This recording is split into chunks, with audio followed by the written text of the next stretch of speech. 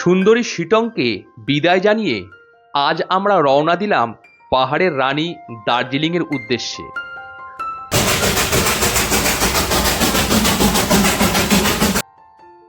তবে যাওয়ার আগে ঠিক করলাম ঘুরে দেখব আরেকটি পাহাড়ি জনপদ কার্শিয়াং।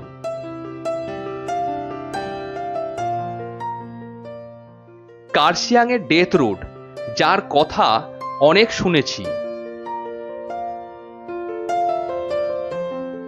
অনেক দিন ধরেই যাওয়ার ইচ্ছা ছিল, দেখার ইচ্ছা ছিল পরিবেশটা কেমন, কেন জায়গাটাকে হন্টেড বলে, সত্যিই কি কিছু আছে। এই সব কথা চিন্তা করতে করতে পৌঁছে গেলাম আমাদের গন্তব্য কার্শিয়াং।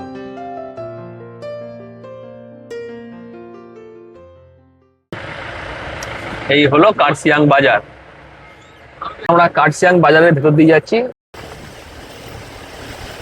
সামনেই হচ্ছে কার্শিয়াং টয় ট্রেন স্টেশন। দেখুন কার্শিয়াং স্টেশন, দেখুন এদিকে রেল লাইনটা চলে গেছে।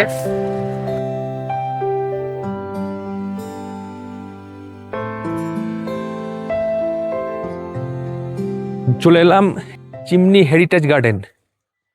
এই যে দেখুন চিমনি হেরিটেজ গার্ডেন, 20 টাকা করে টিকিট। এই হলো টিকিট কাউন্টার। কার্শিয়াংয়ের এই একটা দ্রষ্টব্য স্থানের মধ্যে একটা চিমনি, আই লাভ চিমনি। চিমনিটা হলো এখানে ইংরেজরা একটা বাংলো বানিয়েছিল থাকার জন্য, আর এখানে প্রচণ্ড ঠান্ডা পড়তো, সেই জন্য সেই বাংলোটা কিন্তু আর নেই অবশিষ্ট। আর বাংলোর মধ্যে যে চিমনিটা, সেই চিমনিটা কিন্তু এখনো আছে। চিমনিটা থেকেই এই জায়গাটির নাম হয়েছে চিমনি গার্ডেন। চিমনি হেরিটেজ এই যে জায়গাটা, এটা কিন্তু কার্শিয়াংয়ের ফরেস্ট ডিভিশনের আন্ডারে পড়ে। 1839 সালে এটি তৈরি করেছিল ব্রিটিশরা। এখানে একটা ডাক বাংলো ছিল, সেই ডাক বাংলোটি চিমনি। এইটা বেশ পরিবেশটা সুন্দর। ওই সামনে ওইখানটা একটা ভিউ পয়েন্ট আছে।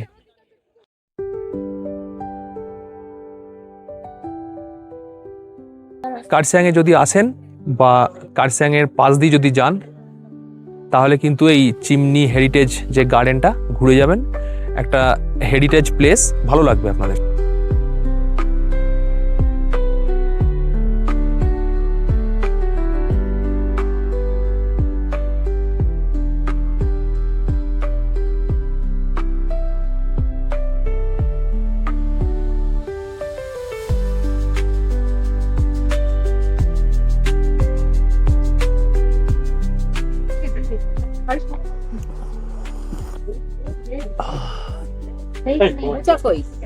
চিমনিতে এসে একটু দার্জিলিং চায়ে চুমুক। চলে এলাম ডাউ হিল স্কুল, অনেক পুরনো একটা স্কুল। এই হলো ডাউ হিল স্কুল।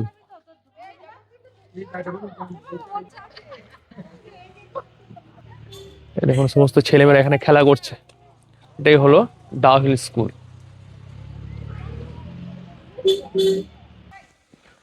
এইদিকে আমরা হাঁটতে হাঁটতে যাচ্ছি।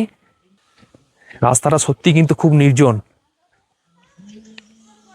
ভিক্টোরিয়া বয়েজ স্কুল, এটা এখন ঢোকা বন্ধ হয়ে গেছে। এর ভেতরেই কিন্তু সেই হন্টেড চার্চটা ছিল, যেটা লোকে দেখতে যেত, কিন্তু ব্যাড লাক এখন ভেতরে প্রবেশ করতে দেয় না। এই যে এই রাস্তাটাই হলো ডেথ রোড। এখানে নাকি বলে যে এই রাস্তায় নাকি সন্ধ্যার পর আসা যায় না। আর সত্যি রাস্তাটা খুবই কিন্তু নির্জন। আপনি দেখুন একবার রাস্তাটা, একবার দেখুন এই রাস্তাটা, শুধু দেখুন একদম নির্জন কিন্তু জায়গাটা। অনেকে বলে নাকি এই রাস্তা দিয়ে রাতের বেলা এসে নাকি অনেক কিছু দেখেছে। একটা বাচ্চাকে নাকি প্রায় এখানে দাঁড়িয়ে থাকতে দেখা যায়। ব্যাপারটা আমি জানা নেই আমার, কিন্তু রাস্তাটা আমার কাছে কিন্তু খুবই নির্জন লাগছে। একদম সত্যি নির্জন। একবার দেখুন রাস্তাটা একদম সাইলেন্ট। সত্যি এটা রাতের বেলা আসা যাবে না। এখন দিনের বেলাতেই এরম পজিশন, এখন 1:30 বাজে, তাতে এই পজিশন। তাহলে বুঝতেই পারছেন রাতের বেলায় কি অবস্থা। ডেথ রোড নামটা এমনি হয়নি, মানে প্রাকৃতিক পরিবেশ, তার জন্য এটাকে ডেথ রোড বলাটা খারাপ কিছু নয়। আচ্ছা, এই ডেথ রোডটায় দেখে আপনার কি মনে হচ্ছে? হ্যাঁ, একটা গান তো এসেই যাচ্ছে অলরেডি। আচ্ছা, কি গান? যেমন এখানে কেউ নেই, ভয় আর ভয়। একটি গান শুধু মনে আসছে আমার, আমি কার কে বাকার কে তোমার, এখানে কেউ নেই, শুধু ভূত আর ভূত। ডাউহিলে আসলে এরকম একটা ডাউহিল ইকো ট্যুরিজম স্পট দেখতে পাবেন। এখানে 20 টাকা টিকিট। এই 20 টাকার টিকিট কেটে আপনারা ভেতরে রাস্তাটা দিয়ে হাঁটবেন সোজা। ভিতরে কিছু কিছু অ্যাক্টিভিটি আছে, এছাড়া জানি না আর কি আছে, আমি ভেতরে যাব না। যাই হোক, মানে ভয়ের কিছু ব্যাপার স্যাপার রেখে দিয়েছে এখানে। এক কথায় বলা যায় ভয়কে এখানে বিক্রি করা হচ্ছে, এটা হচ্ছে ব্যাপার। কার্শিয়াংয়ের হন্টেড এলাকা ছেড়ে এবার রওনা দিলাম কার্শিয়াংয়ের সবথেকে সুন্দরতম স্থানে।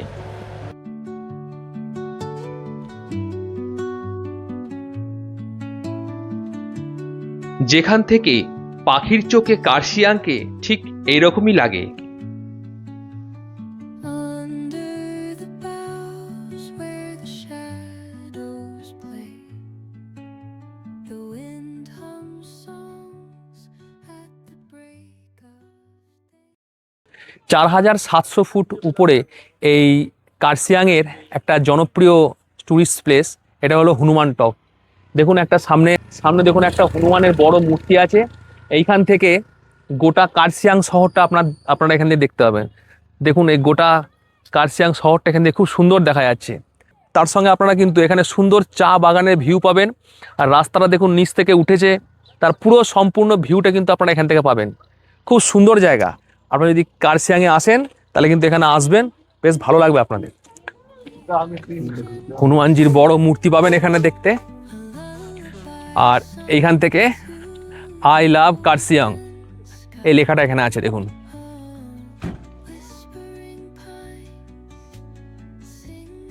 I love Kurseong. আর এই হলো হনুমানজির একটা বিশাল মূর্তি। Teach me the language of rustling leaves. Hanuman top থেকে সমগ্র কার্শিয়াং ছাড়াও নিচে ডুয়ার্স অঞ্চল ও দুধিয়া নদীর দৃশ্য খুব সুন্দর দেখা যায়।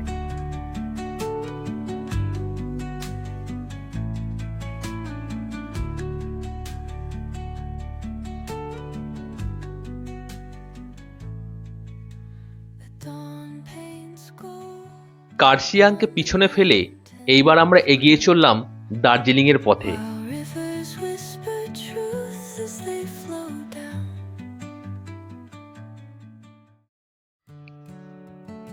ঘুম স্টেশন পার করতেই কানে এলো টয় ট্রেনের কুঝিকঝিক আওয়াজ।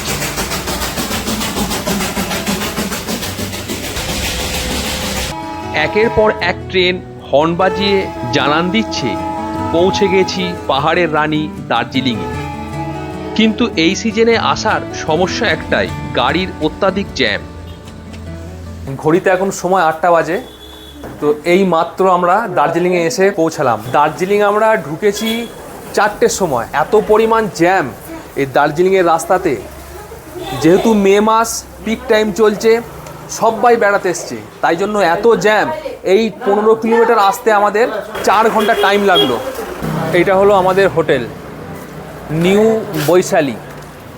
এই হোটেলটাতে আমরা উঠেছি। এই যে রোডটা, এই রোডটা সোজা যাচ্ছে মেলের দিকে, এটা হচ্ছে গান্ধী রোড। সেই গান্ধী রোডের ওপরই হচ্ছে হোটেল নিউ বৈশালী। এই হলো হোটেল। ঘড়িতে এখন 8টা 35 বাজে।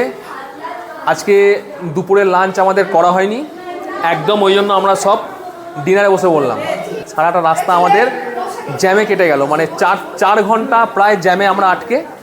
তো সেই জন্য দুপুরের লাঞ্চ আমাদের খাওয়া করা হয়নি, তো একদম রাতে ডিনারেই বসছি। ভিডিওটা কেমন লাগলো অবশ্যই কমেন্ট করে জানাবেন। যদি ভালো লেগে থাকে তাহলে অবশ্যই একটা লাইক দেবেন, আর আমার চ্যানেলে নতুন হলে সাবস্ক্রাইব করে পাশে থাকবেন।